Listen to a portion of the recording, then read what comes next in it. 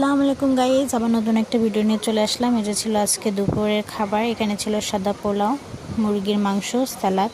এই যে এখানে একরকম মুরগির মাংস ছিল, আর এখানে ছিল আরেক রকম মুরগির মাংস, মানে দুই রকম মুরগি রান্না হয়েছিল।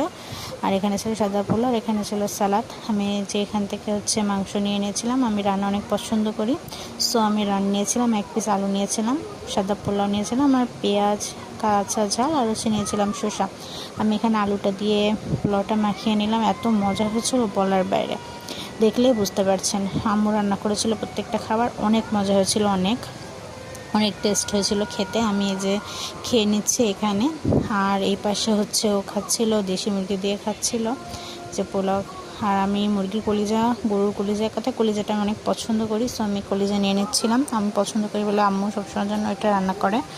সো আমি যেখান থেকে আমি কলিজাটা নিয়ে এবারটা খেয়ে নিব। তো মজা হয়েছিল বলার মতো না। আমি এখান থেকে মাংসটা নিয়ে পেঁয়াজ নিয়ে খেয়ে নিচ্ছি। সো আমি এখানে খেতে থাকি। আমার ভিডিওটা ভালো লাগলে অবশ্যই সাবস্ক্রাইব করে পাশে থাকবেন। আল্লাহ হাফেজ।